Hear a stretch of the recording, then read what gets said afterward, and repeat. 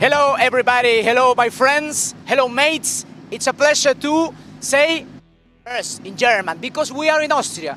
Hallo aus Österreich. Hello from Austria. We are on the track preparing in the few seconds, in the few minutes, the second round, the first race of this season 2024 of our exciting EUROCUP-3. So it's really sunny day.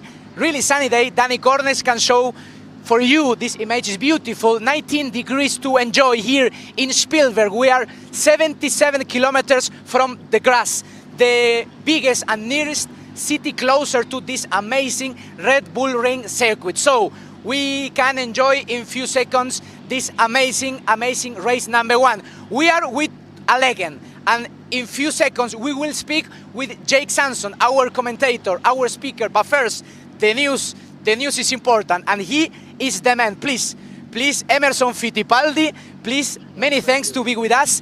Muito obrigado. We will speak in English. Emerson Fittipaldi is a legend of motorsport and Formula One.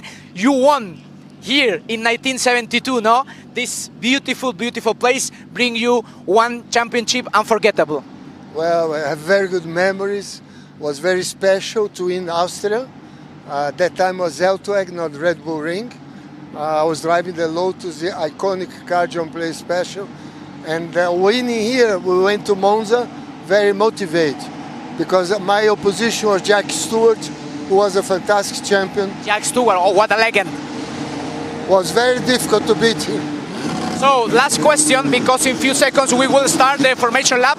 Tell me about your son, because he has the same name and the same surname. He is Emerson Fittipaldi, the second version. No, tell me, what do you think about his skillfuls and his last races here with us in EUROCUP-3? Well, first I want to thank God after so many years to be able to come back here, Red Bull Ring, with my son, my youngest son, 17 years old. He's improving, he's doing a good job. He finished fourth at the rainy race in Spa. Now he qualifies third for this race. The team is, MPs make a fantastic work for him. He's focused, he's dedicated. He has a tremendous pressure because of the name is difficult. But I hope he can do a good race. There's so much talent here. It's great to see all these young talents racing EUROCUP-3. It's a fantastic category. Muito obrigado, good luck, and what a moment, what a legend with Emerson Fittipaldi. So good luck for your son. Thank you, and God bless everybody in the race to be a safe race. Many thanks. Muito obrigado. Muchas gracias. Thanks so much for this amazing interview with Emerson Fittipaldi. So, Danny, safety car is already. Everything is preparing for this second round of this season 2024. And we, of course, I mentioned before, Jake Sanson, our commentator, our speaker. I say at the beginning of this, Hallo aus Österreich. I think that Jake Sanson speaks a little bit German, no? Ein bisschen, yes, ein bisschen. Lass uns Rennen fahren. Let's go racing here at the Red Bull Ring. It's going to be such a fantastic circuit for our EuroCup-3 cars, and the drivers are definitely going to have an interesting time of it. Qualifying definitely shows us that we're in for an exciting time out on the circuit here at the Red Bull Ring. Very different race circuit to Spa-Francorchamps. And even from the commentary box position, I can see obviously the blue skies, just a little bit of a headwind. Shouldn't cause too much of an issue for the drivers unless it starts to really eat into the tyres in the second half of the race. So that's something that we'll need to focus on. But the mood down there on the starting grid couldn't be more different than the first round of the championship at Spa-Francorchamps. You can actually feel your toes this time, Enzo. It's very different to what it was like in Belgium. Yes, and remembering the podium in Spa-Francorchamps, we lose one race. Do you remember? Due to the weather conditions. Race number 2 we will enjoy in Portimao in Portugal in 1 month. So the starting grid here in the track in this beautiful place of Austria in Red Bull Ring is the pole position for Owen Tangabelu. He was born in Clermont in France, but he represents Vietnam. MP Motorsport. Second position for the Vietnamese guy, he is Christian Ho Campos Racing, and in the third position, closing the first 3 drivers, is Emerson Fittipaldi, no? But not the legend. He wants to be a legend, but first, to be a legend, he needs to, of course, develop his skills. He has many talent. Emerson Fittipaldi in the third position, also for MP Motorsport, Jake. Absolutely, both a legend and a legend. I completely agree with you. Now, it's wonderful to hear from Emerson Fittipaldi. I was speaking to him at the beginning of the season in January and February about Emerson Fittipaldi Jr.'s chances, how he was really going to build this season with MP Motorsport. They were really focusing on EUROCUP-3, an opportunity for him to really learn the grade of motorsport out here in this part of the world. You've got to remember that these cars are 25 kilograms lighter than the Formula Regional car, so it obviously gives you a little bit more of an experience ground to play with, but it's that nice stopgap between F4 and Formula Regional on the FIA trail. So EuroCup-3 really giving these guys a chance to learn their craft and certainly working very hard. I'm actually going to share something quite special that our producer, Jaume, messaged us before the start of the race. As this man, Owen Tangavelu, comes to his pole position representing Vietnam. He actually wrote to us this morning, "Good morning, Austria. This is not a test. This is rock and roll. Time to rock it from Spielberg to the YouTube audience." He's clearly been watching Robin Williams movies of late, and great to see. So for the man from Vietnam, let's head down to the grid. Enzo is there. He can have a quick word with our pole sitter, Owen Tangavelu. Yes, Owen Tangavelu, as I mentioned, he was born in March 4 in 2005. He was born in France, but he represents his country, you know, his country is Vietnam. So we will speak with Owen shortly. So they are testing, of course, everything, the tires and all details. So flash interview, Owen, good luck for the race. Tell me your feelings before the race here in this iconic circuit in Red Bull Ring. Yeah, I'm very excited for the race, and I hope I will get some points. So good luck for the race. Thank you very much. Okay, flash interview. The phrases, the words of the pole position. The pole sitter is Owen Tangavelu from Vietnam, and we will enjoy this image. Jake, they are preparing everything. 19 degrees here on the track, but I feel that the thermic sensation is more. I feel more hot here on the track. So everything is already prepared. They are preparing everything. Christian Ho, we have the exclusive image of Christian Ho. He represents the flag of Singapore Campus Racing, and we will see if we can have shortly interview with Christian Ho. So shortly interview, he is concentrate. They are doing some last testing, so he wants to focus on the race. They are putting and preparing the chassis, tires, and all details before the race. Jake, you see that they are using umbrellas because it's really hot and the thermic sensation is really high. It's 19 degrees, but I feel more thermic sensation here. And this is the image of Emerson Fittipaldi. Emerson Fittipaldi Jr.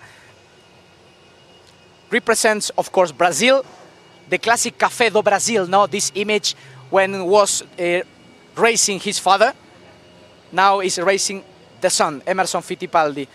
Need to develop, of course, the bag of this surname, Jake, is too high, no? You know. It's massive pressure when you are the offspring of a Formula One world champion and Indy 500 winner. There is massive expectation on the shoulders of young Emo Jr. But you know what? Over the course of the first 6 months of his motorsport season this year, he's acquitted himself very well, very admirably. He did a great job out in the Middle East, was not really in a prime position to do well because the team had a lot of logistical challenges. A lot of the equipment had been stuck in the Red Sea, so they didn't really get themselves up to decent speed. But now that everything's back to normal here in Europe, the MP team right on the pace. No surprise at all to see Tangavelu, Fittipaldi, Bruno Del Pino right up at the sharp end of the field on the grid. They're going to be really easy to get away with it. So it's going to be a tough mission for the likes of Christian Ho, like Kiddo Smal of the Polo Motorsport team, potentially even Noah Lyle, the Australian, who's really showcased some fantastic speed already so far to put himself on the third row of the grid. He's the danger man for me. I think Noah Lyle could really spoil the party for the MP trio up at the front end of the field. He's one to watch for me. Remembering Owen Tangavelu, first position, the pole position for the guy from Vietnam, Christian Ho, Campus Racing, and Emo Fittipaldi in the third position, also from MP Motorsport. So be with us, enjoy with us, follow us. We are completely on live in our YouTube channel. So the voice, the speaker, Jake Sanson. Vielen Dank. Thank you very much indeed, Enzo. What a battle we've got in front of us now. 30 minutes plus the additional bonus lap, and there's going to be some interesting challenges for the drivers as they work their way forward. Just a little bit of housekeeping between round 1 and round 2. Nikola Tsoloff is not here. He's racing out in Imola in the Formula 3 Championship, so his replacement is Emilie de Heus, the Dutch racer who is backed by Red Bull and Ford in the F1 Academy. So great to see her getting more single-seater experience at a top level. And it's going to be an interesting challenge for her.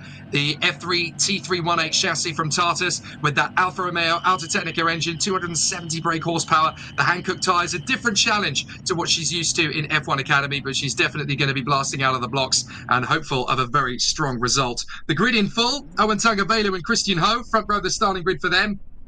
Emerson Fittipaldi Jr. and Bruno Del Pino on the second row of the grid. Then Kiddo Smal alongside Noah Lyle. Seventh for the grid for the Moroccan Suleiman Zanfari. He lines up alongside Alexab Kasava in the first of the Santalocks. And then Georgi Zharavsky, ninth on the grid for him alongside Valentin Klus. And then Jose Garfias, the Mexican, alongside the British driver Isaac Barashi. Then Garrett Berry, the American. He's beside Dario Cabanelas. And then Javier Segrera, all the way down, 15th position on the starting grid for him. That definitely changes things after the first round of the championship at Spa when he was victorious from the front end of the field. At least this time, Owen Tagavelu gets to start from the pole position he rightfully earned in time qualifying. No mechanical failure for him on this occasion, that goodness. Alongside Segrera on the grid is Theodor Jensen for the Palou Motorsport team. Then Daniel Nogales lining up 17th on the grid alongside Michael Shin, the Korean. And then Emilie de Heus doing a great job on her debut ahead of Luciana Morano, Diego Della Torre and Nick Gilks. So a good effort from the Dutch girl. Gaspard Lagaye alongside Joao Diaz. And then Victoria Blochina alongside the British driver Finlay Green, still getting up to speed on his return to single-seater competition. The drivers going around then for their formation lap here at the Red Bull Ring. And it's going to be a really tough pair of races for our contenders. Can Owen Tagavelu shrug off the disappointment of Spa-Francorchamps? He was due to start that first race of the season from pole position. It didn't go his way, and he ended up having to sit in the pit lane with throttle sensor issues that kept him out of the race. This time, at least, he's been able to get away for the formation lap, and he will run at the first part of the race.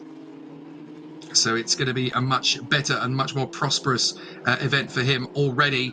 What can Emerson Fittipaldi Jr. do from that third position on the grid? This is the kind of circuit that should suit his nature as a driver as well. So if he gets a good start, he'll be able to attack his teammate. But Christian Ho is not one to count out. He'll actually be in pole position for the second race later today after doing such a great job in his other timed qualifying session. We'll bring you that race in about 4 hours' time, roughly. But this first race of the day will definitely get our juices flowing and our adrenaline pumping here at the Red Bull Ring. A fantastic circuit for dueling, for racecraft, for overtakes, but also for discipline. This is a tough circuit to get right. You can see the gravel traps and the grass on either side. You get it wrong, and you really get it wrong big here. So mistakes are punished very much indeed in the middle sector on the Red Bull Ring. There is some runoff area at the third and first sectors, but you definitely have to be very careful how you look after the car through the course of a race distance. And with this being 30 minutes in duration, it's going to be a tough one for all of the contenders out there. 30 minutes plus the additional lap, I should point out. So Owen Tagavelu for Vietnam and Christian Ho for Singapore. An all-Asian front row of the grid then. So we're going to see a really exciting battle for all of the contenders out there on the front row of the grid. Fittipaldi, Del Pino, Smal and Noah Lyle. The last couple of cars making their way to the starting grid towards the tail end. The Drivex pair of Nick Gilks and Gaspard Lagaye. Then Joao Diaz is in that mix as well. And then Victoria Blochina and the Santalock of Finlay Green, who is continuing his renaissance in motorsport. Difficult run for him in single-seaters after not being present in motor racing for 5 years. Returning at the beginning of the year in the Middle East and really deciding that the challenge of EUROCUP-3 is an amazing chance for him. I said to him, why are you doing it at such a high level so quickly in? He says, well, you better go in or go hard and go home. Green flag at the back of the grid. Lights come on here at the Red Bull Ring. And we are racing! A perfect start from 5th on the grid. That's an absolute rocket launch. As coming through, Kirill Smal has got himself into 3rd, potentially even 2nd position as they go through the 1st corner. But it's wheel-to-wheel stuff as they work their way through the 1st corner on the run up to turn 2. Couple of drivers going wide, but otherwise everybody keeping it nice and steady. No problems at all at the start of the race, though. Everybody working their magic forward.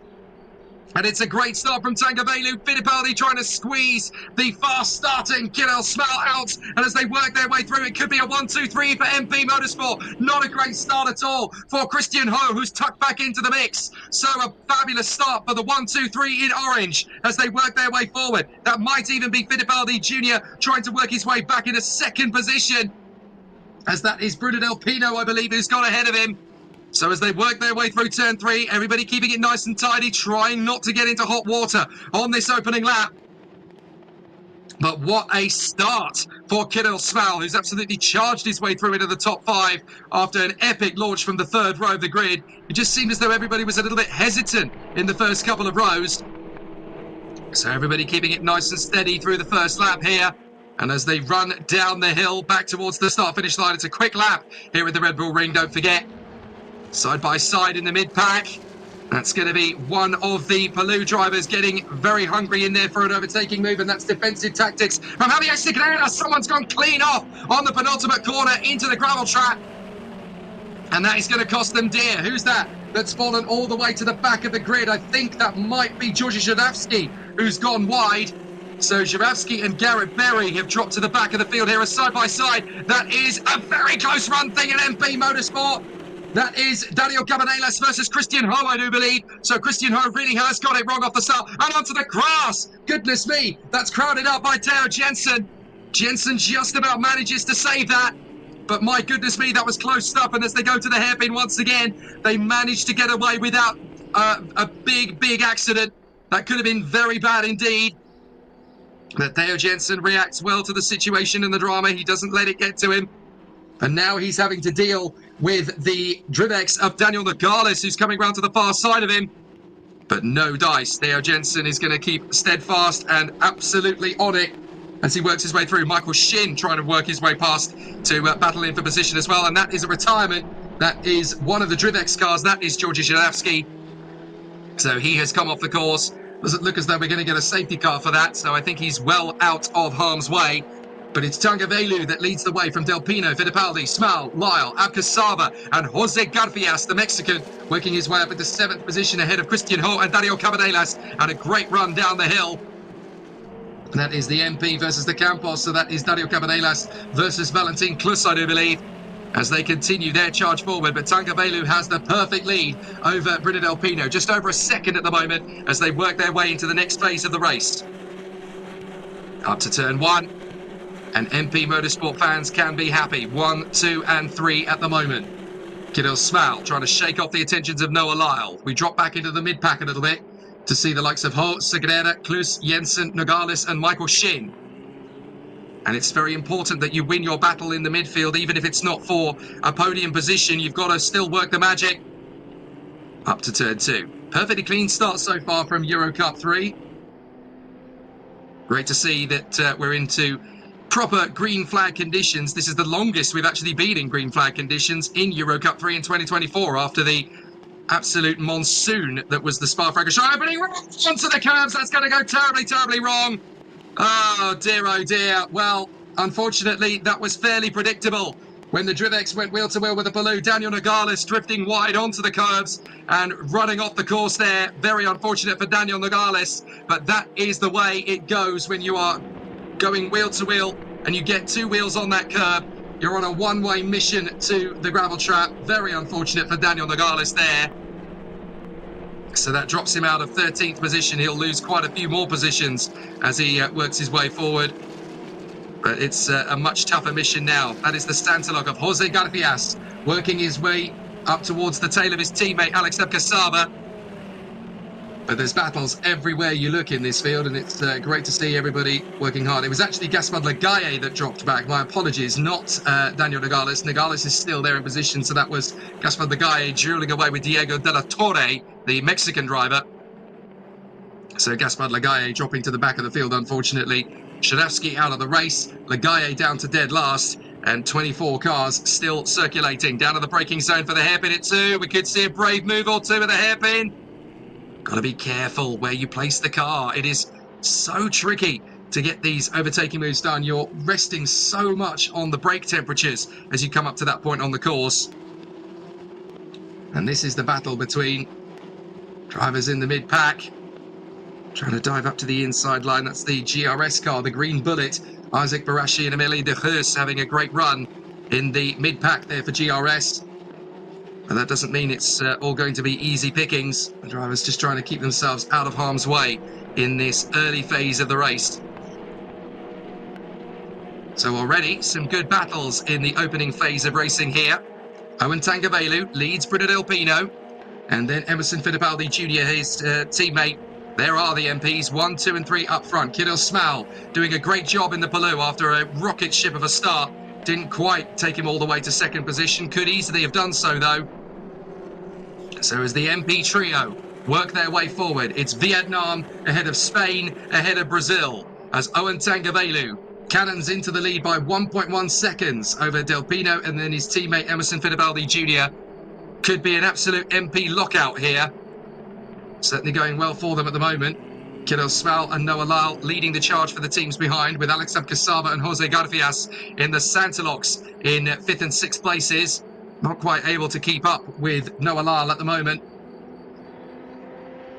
But certainly some good battles coming in. 23 minutes still on the clock. It's nice and tidy at the moment in Eurocup 3.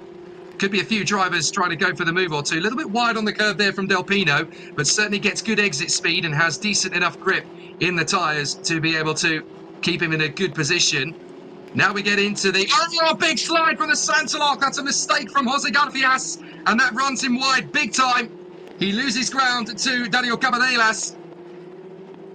So that's gone very badly wrong down at Santaloc. A couple of drivers running wide. In fact, that might even be further back, actually. I think that was Diego de la Torre and Finley Green. So we've gone even further down the pack. But that looks to me like the Mexican flag on the back of the Santaloc car. That could still be Diego de la Torre's car, of course. So great racing all the way through the field. Doesn't matter if you're at the front end of the field or at the back. You've still got to measure your opponent and try and give yourself a decent amount of space. That's Garrett Berry getting on the inside of Victoria Blockida, I do believe. So they continue their duel as they come through across the line now as well.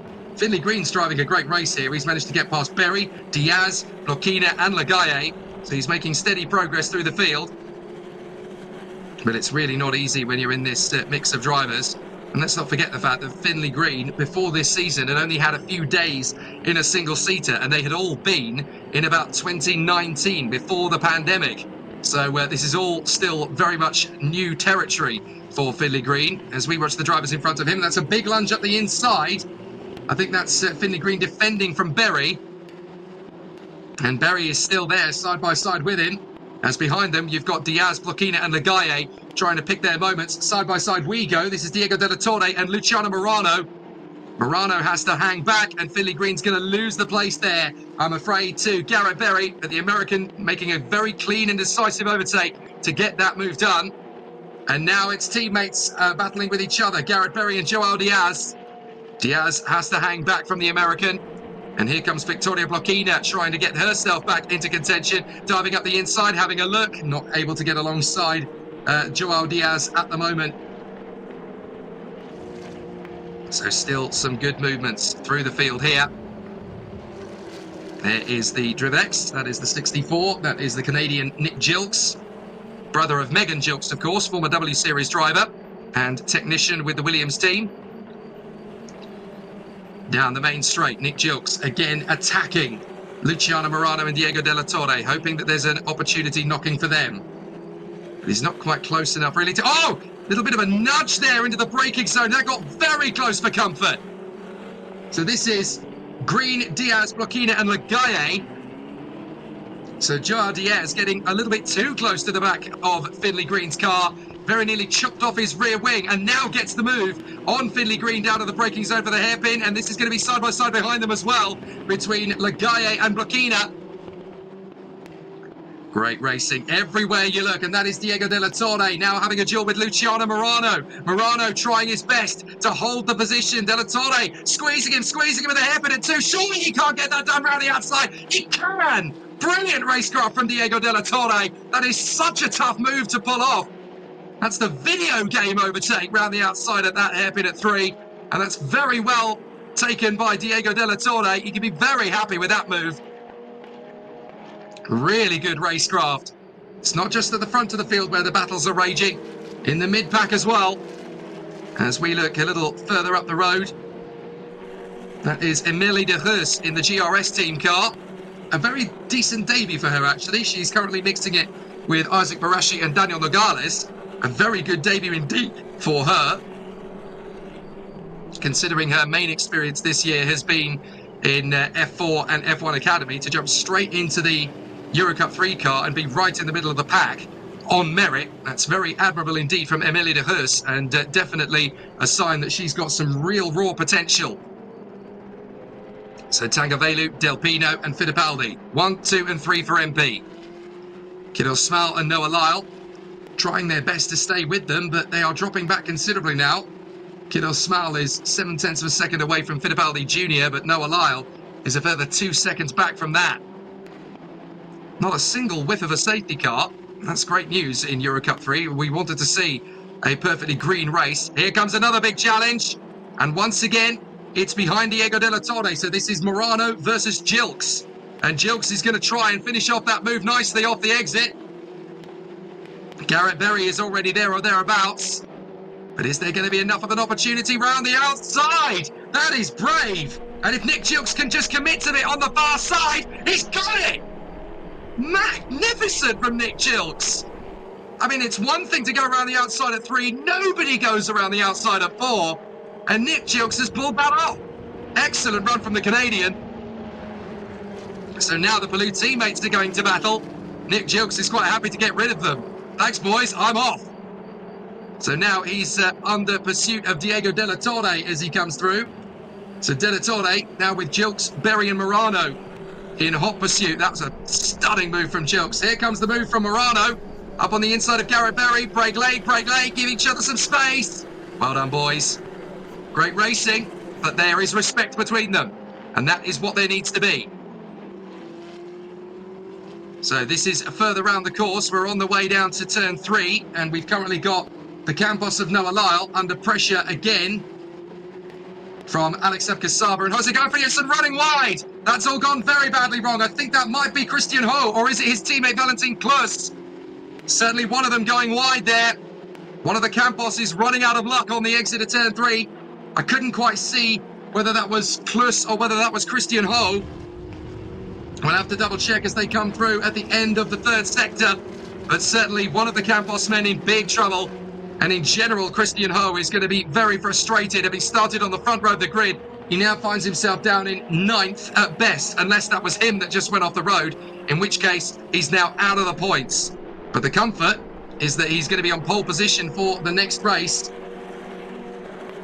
And I'm afraid to say it was Christian Ho that went off the road. I did think it was the Campos at the head of that little gaggle of drivers. So Christian Ho sadly has skated off the road and has rejoined just in behind Emilie de Heus. So that's Christian Ho down in 16th position. And now he's coming to the pits.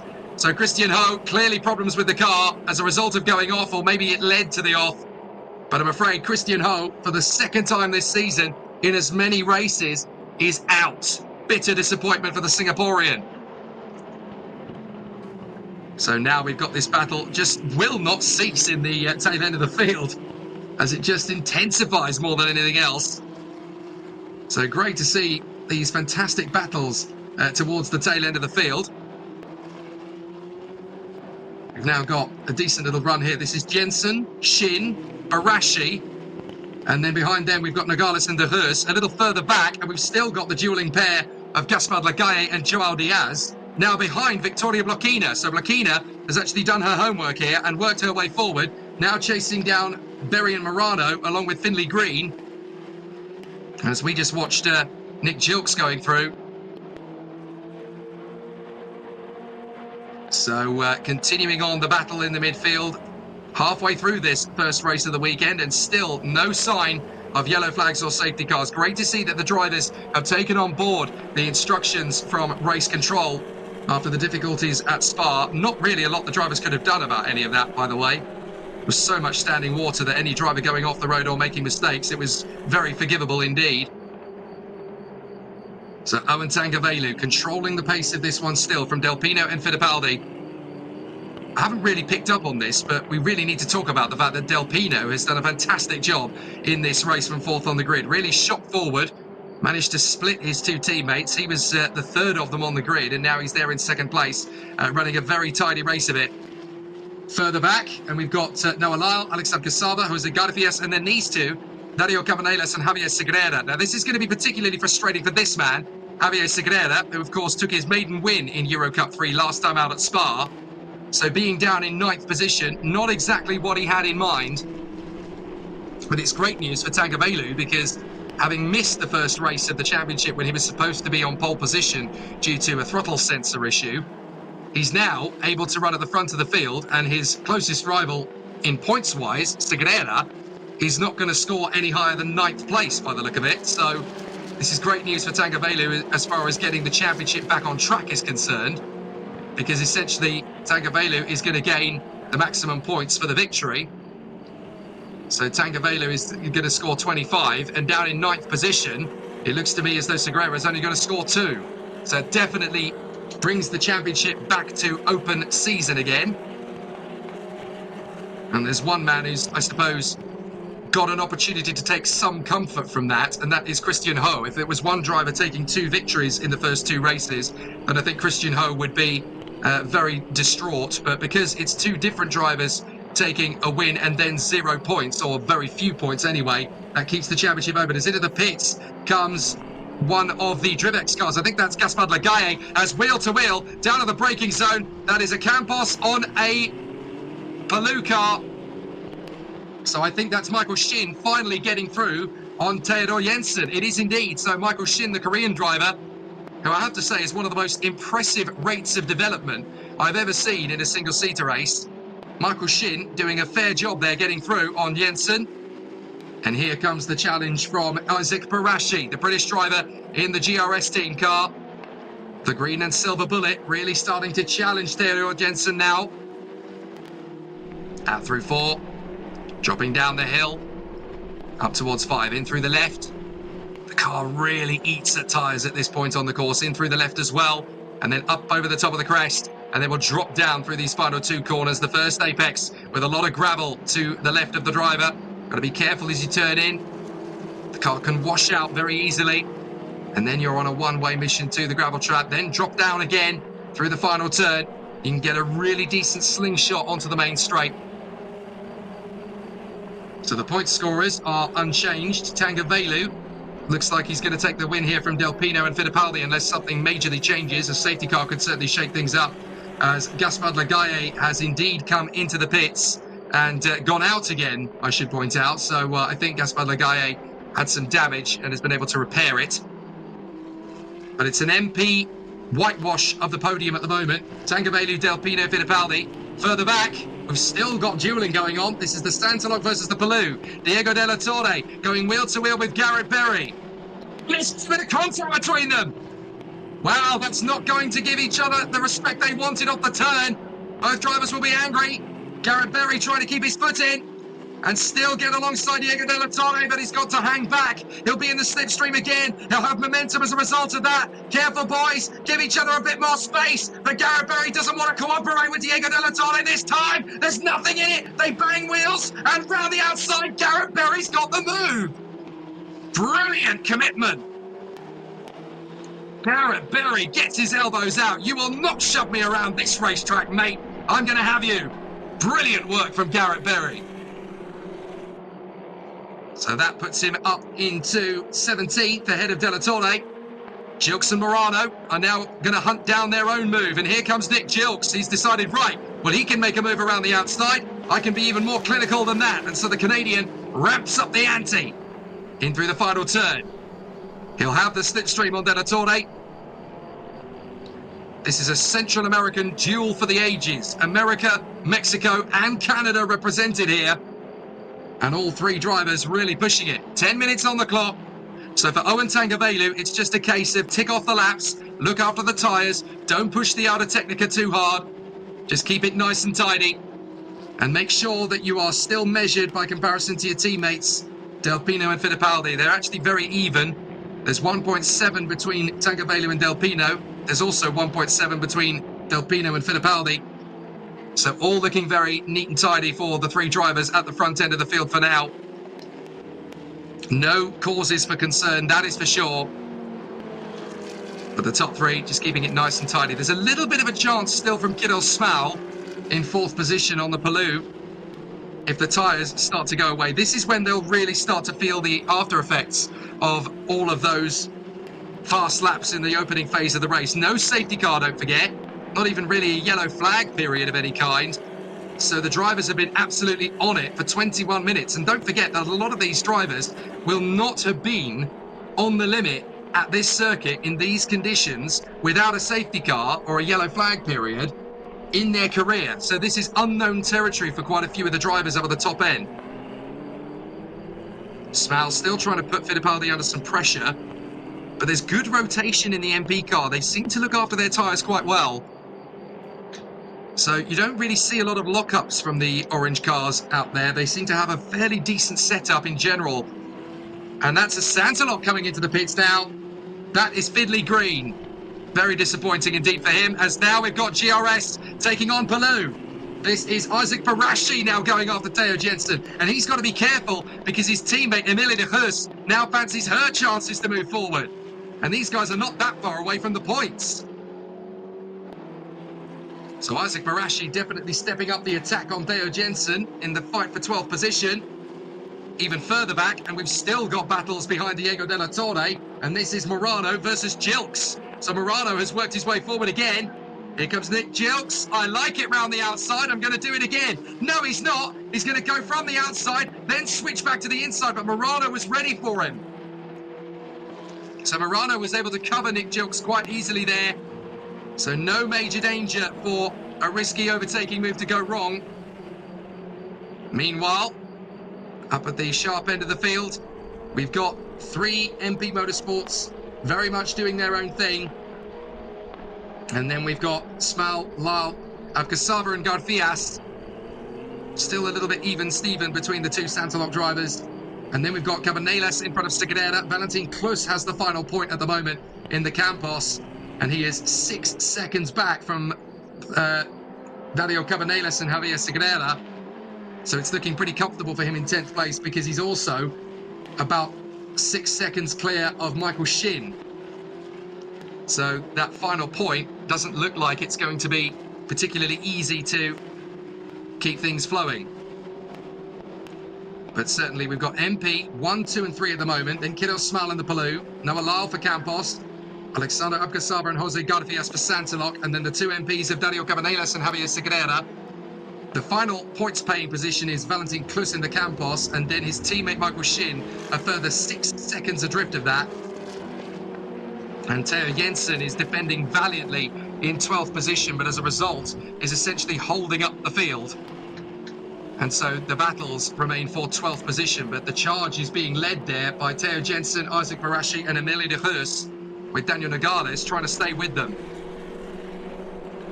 And in a world of single-seaters where everything is about progress, where you're just trying to improve, figure out more about tyre management, figure more about stamina, about your level of endurance in a single-seater race like this, I have to say one of the standout drivers, and I'm absolutely genuinely honest about this, hand on my heart, one of the standout drivers in this race is Emilie de Heus, 14th position at the moment behind Isaac Barashi. Has had limited running in this car compared to the others out there, and has only really done F1 Academy and F4 before this. So for her to step up into a car that's, you know, only 25 kilos lighter than a Formula Regional, a lot more horsepower than the F1 Academy car's got, and be as competitive as she is very admirable. As into the pits comes Diego de la Torre.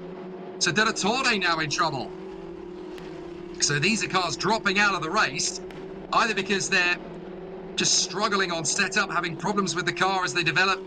We haven't had a single safety car period, don't forget. We're 25 minutes in, and a lot of the drivers will not be used to this. Right, we're going to battle. Here comes the beat from Isaac Barashi on the inside of Theo Jensen, and it's clinical. He gets through. No problem at all. So excellent work then from Isaac Barashi. That puts him into 12th position ahead of Theo Jensen now. All going very well at the moment. And now this is the chance for Emilie de Heus. What can she do to take on the Danish driver Theo Jensen? Just 5 minutes to go in the race.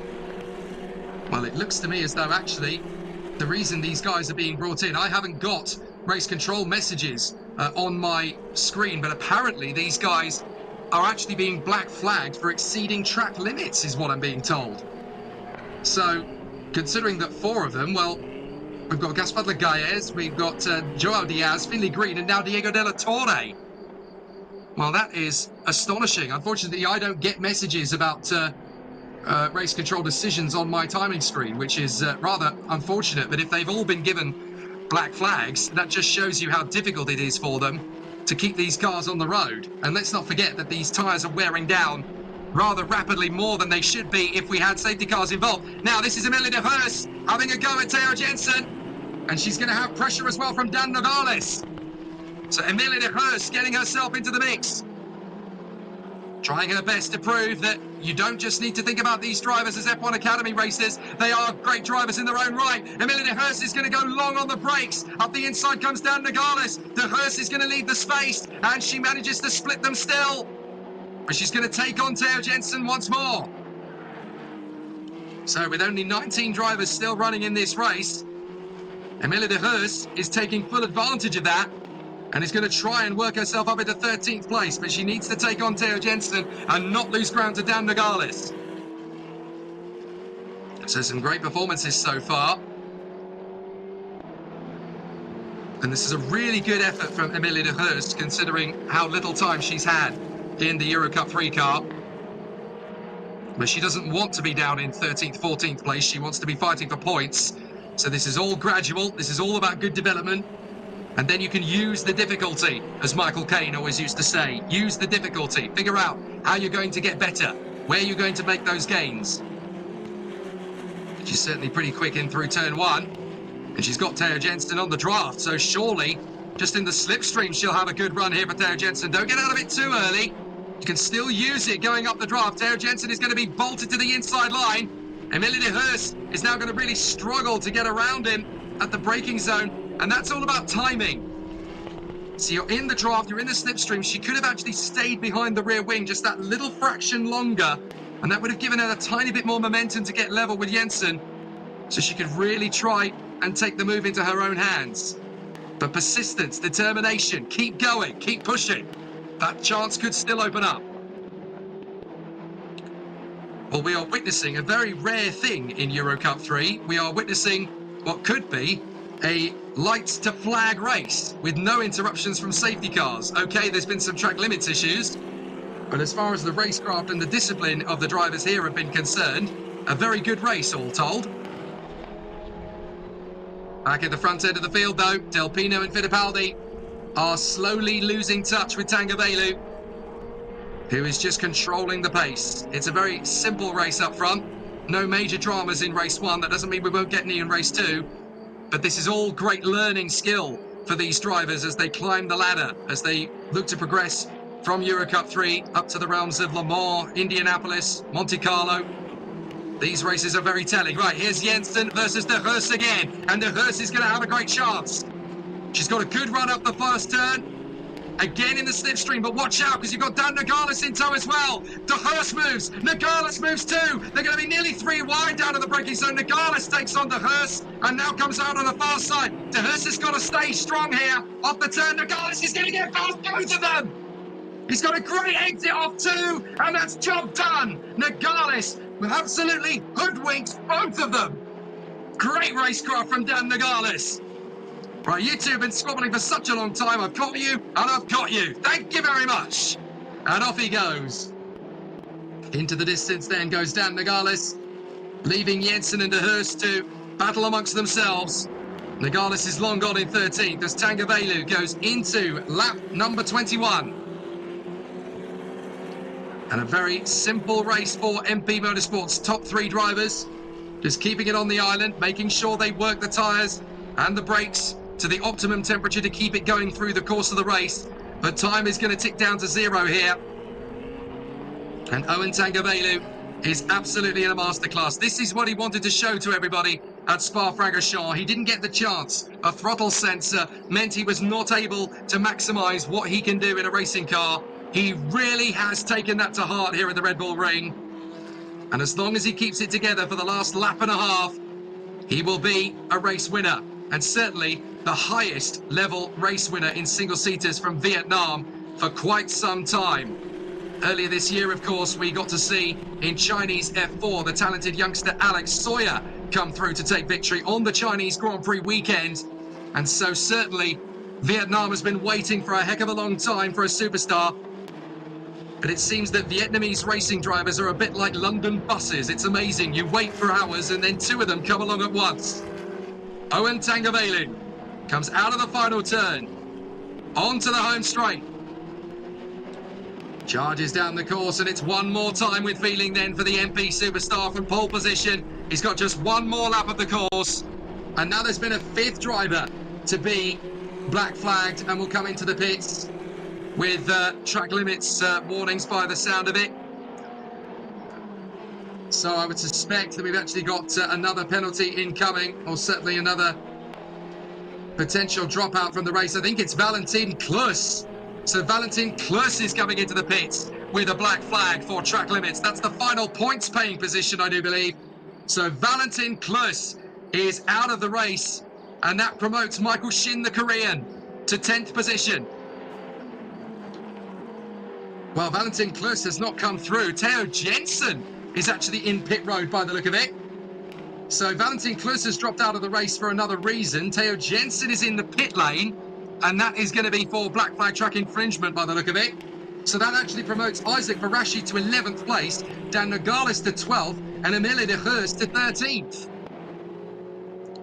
Well, there's been a lot of conversations to come then about the drivers dropping out in the middle stages of the race. They've got to watch those track limits. But one man who's been doing just that is the man up front. Owen Tangavelu will come through for the MP Motorsport team. He was denied a chance to win at Spa. He's grabbed it with both hands this time. Owen Tangavelu dominates at the Red Bull Ring in race 1 of EuroCup-3 2024.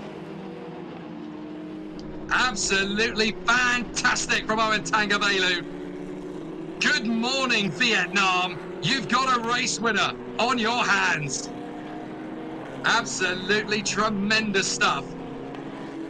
That'll be on all the pages of the newspapers of the sports section on Vietnamese newspapers tomorrow. Excellent work from the MP team. 1, 2, and 3. Such an amazing result for Tangavelu, for Del Pino, and for Fittipaldi.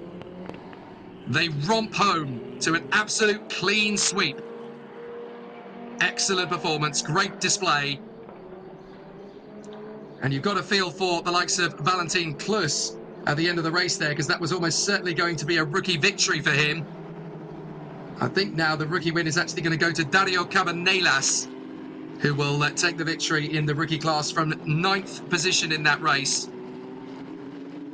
And some solid performances. Michael Shin coming through for a point in 10th place. Great race from Isaac Barashi as well to 11th place. Good drive from him. And a great debut from Emilie de Geus, really getting her elbows out there and showcasing what she can do. So a lot of positives to take from EuroCup-3.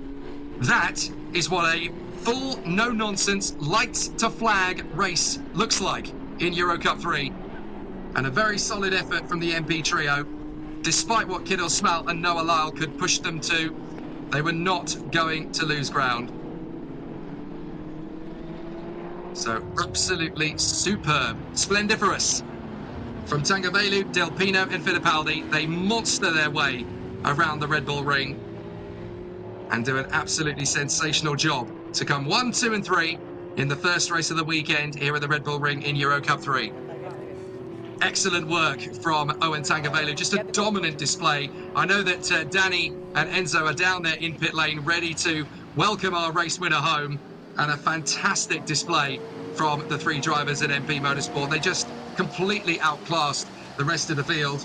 Kiddo Smal doing a fair job in the top six, as did Noah Lyle. Fair credit to Alex Abkasava as well from holding on from the pressure of his teammate Jose Garcias throughout. The final 3 points positions going to Javier Segreira, who still leads the championship as a result of that. And then Jake. Dario Cabanelas and Michael Shin. Down there is Enzo. He will find our winner. Yes, this is image, perfect podium for MP Motorsport celebration. Exciting, of course, moment because MP Motorsports in the first position, Owen Tangavelu. You can see the image, we are completely alive. In the second position is Bruno Del Pino, and in the third position is the Brazilian Bruno Fittipaldi. Owen Tangavelu, Series 2005, 19 years old, is the man, is the winner. First time winning the EUROCUP-3 with the flag, of course, of Vietnam. Completely proud, Owen Tangavelu. His first victory here in EUROCUP-3, so amazing moment, exciting moment for the man who represent the Vietnamese flag. So Owen, yes, the moment with the family, with his team. So shortly interview. Congratulations, your first victory now in EUROCUP-3. So was yesterday amazing moment, pole position, and now you confirm now the winning. Yeah, I'm really happy about the win to represent Vietnam, first win for Vietnam in EUROCUP-3. And I was really happy also by the team, about the pace of the car, and to be first since the first lap is crazy. So show me, please, Danny, show me the flag. This is the flag of the winner, the flag of Vietnam. So he is completely proud, winning in his first time here in EUROCUP-3, here in this iconic circuit of Red Bull Racing. So race number 2, you are prepared now also in the first 3 position to start. Yeah, I try to do my best to get a good start, and we'll see. Tell me for the team now, MP Motorsports, perfect podium today. Yeah, the car is fast and they show great pace since the whole weekend, so I'm really happy, and thanks to my engineer, to my mechanics for the whole work. Last, tell me about your helmet, it's amazing. Now show me the helmet. Beautiful helmet with the flag of Vietnam, so congratulations, enjoy this amazing moment with your team. Thank you very much. The words of the man, the winner of this first race in the round number 2 of our exciting season 2024 of EUROCUP-3. Parable of the dragon and the lion. Just speak to Owen Tangavelu, he can tell you all about it. That is such a cool helmet design. Whatever you do, Owen, don't change it. It looks absolutely spectacular. So enter the dragon. Owen Tangavelu now becomes part of the EUROCUP-3 title battle after what was a sensational pole position in Spa, a sensational pole position here in Red Bull Ring, but now he is championship contention fodder. Brilliant stuff. Fittipaldi. Yeah, he's Series 2005, 19 years old. He was born in France. March 4, 2005. But he represents, of course, about the family, the flag of Vietnam. So, in the third position is Bruno Fittipaldi. We spoke with your father, Emo Fittipaldi, represents Brazil. And at the beginning of the race, we spoke with your father. He is really proud of you. So tell me your feelings about the car, your feelings about the race, and a perfect podium, no, from MP Motorsports. Yeah, I mean, I want to first thank God for this opportunity to give me and this chance. And yeah, the car was good. Everything went well. The team, the plan we made went well. And you know, it's a full podium of MP, and that's good for the team. And yeah, now we just have to enjoy everything. Because the part of this sport is not only be alone, it's working for the team, no? So tell me how much important is for MP Motorsport this perfection, no? In the podium. Well, I had a big, I mean, we worked all together, all these weekends together, testing and everything. And now we finally managed to have a good car and competitive car. We can see Owen win, congratulations to him. And now we just have to keep on working, and then hopefully next race I can be in front. Congratulations for the team. Now will be the podium, no? So it's important day for you. And how are you preparing for the race number 2? Well, now we start P5, a little more behind than what we were. It's going to be more difficult.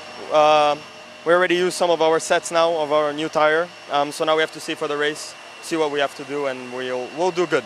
Emo Fittipaldi, muito obrigado. Muito obrigado. Ahí está. The words of the Brazilian driver, Emo Fittipaldi. Is important surname, no? Fittipaldi surname, Fittipaldi family represents too much of not only motorsports, not only Formula One, also for this circuit, the Red Bull Ring represent too much for the Fittipaldi family. We spoke with Emerson Fittipaldi at the beginning of the race on the track, the exclusive interview with him, and he won the Formula One in 1972. So represents too much, not only for the family, also for you, Jake. You are completely a Formula One motorsport lover, no? Indeed, yes, and yeah, absolutely, an iconic family in the world of motorsport. It's no major surprise with the amount of passion and influence and dedication and hard work that Emerson Fittipaldi Jr. would be just as good, if not perhaps maybe one day even better than his father Emerson. Certainly, it's big shoes to fill. Two-time world champion in Formula One and an Indy 500 winner. It's big shoes. Yes, yes. And let me tell you something, because when I start the interview, I say Emerson Fittipaldi is his name, but he wants to be separate of the father. He say Emo Fittipaldi. You know what means for this, to chart this bag and the surname is not easy for him. He say really clear, Emo Fittipaldi. Emerson, it's my father. That's very true, yeah, and that's an important part of it as well. You know, when you're dealing with all that pressure as a youngster, it's very important to make your own headway, to make your own path, your own career journey. And Emo's done a very good job over the last couple of years to sort of shake off some of the pressure and the intensity. But this is a big podium for him. It really arrives him now. It signals him into the world of top-level competition in Europe, and he can really build on this. It's a good start, but he's going to want more. So maybe by the time we get to Portimao, maybe even as early as this afternoon, you may well see him break through for his first win. Yes, Jake, let me show you the image. This is the shoot of the camera of Danny Cornes. We are a team also, not only MP Motorsport. We have a big team here.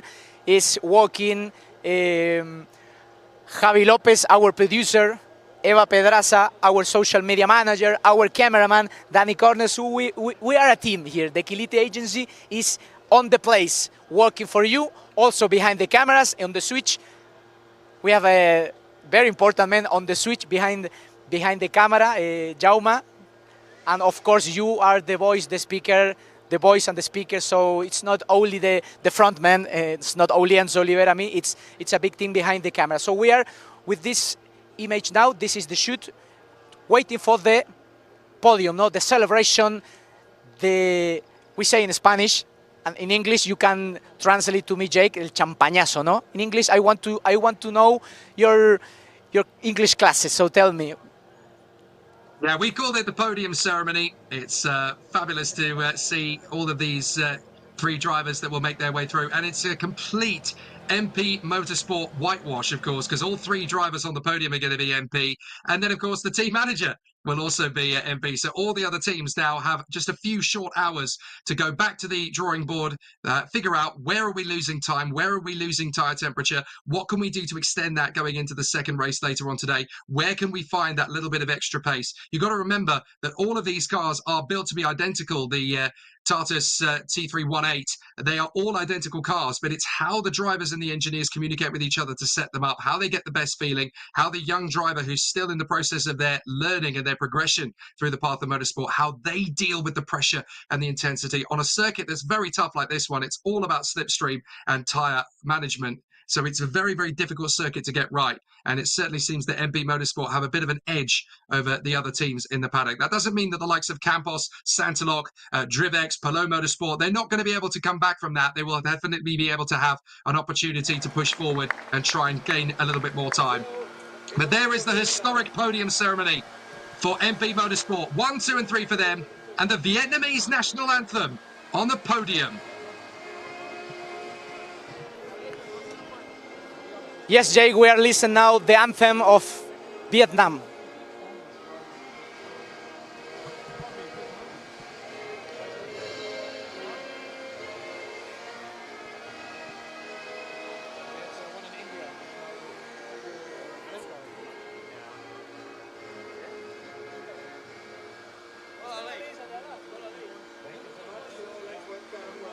I love it when a new nation steps forward in the world of motorsport onto the grand stage.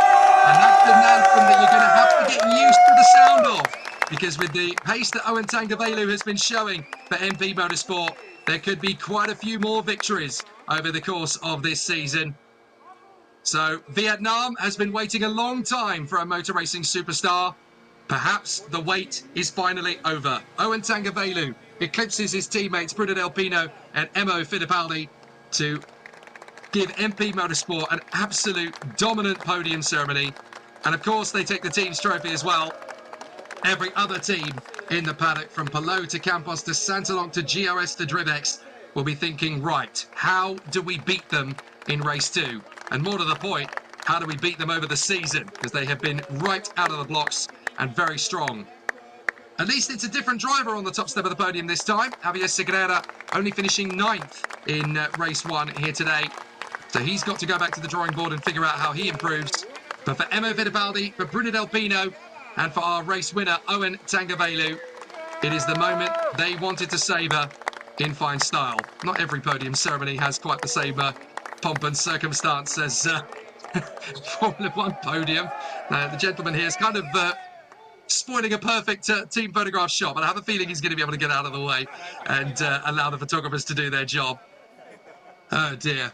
They're not quite in Formula 1 yet, are they? The Spanish flag and the Brazilian flags have also been taken to the podium. They've clearly got the idea of Owen Tangavelu and thought, right, well, we need our national flags to the podium as well. That's a wonderful team sight.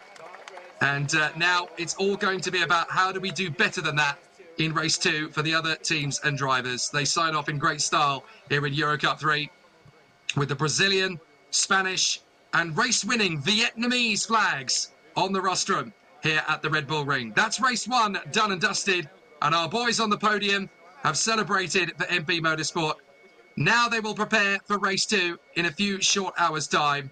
But there's only one way to celebrate a motor racing success if you make it to the podium, and that is to get ready for the next one. Motor racing never stops, but the drivers are already thinking about race 2. They want to do a great job ahead of the next race. Why didn't they spray the champagne? Well, that's because they've got race 2 coming up, and they obviously don't want to get their overalls wet before that second race of the day. And in the Austrian sunshine, that's very smart thinking from our drivers. So we will continue on. In a few short hours, we will return to the Red Bull Ring, ready for the second race of the afternoon. Make sure you stay tuned with us. Don't forget to like, subscribe, and hit the notification bell on our EuroCup-3 YouTube channel if you haven't already done so. A massive thank you to Danny, to Jaume, to Andres, to Javi, to everybody down there, and of course to Enzo Oliveira, working their magic behind the scenes. We've got a second race coming up, and it's hopefully going to be even better than the first. But Vietnam has a new motor racing hero. His name, Owen Tangavelu. Back in a bit.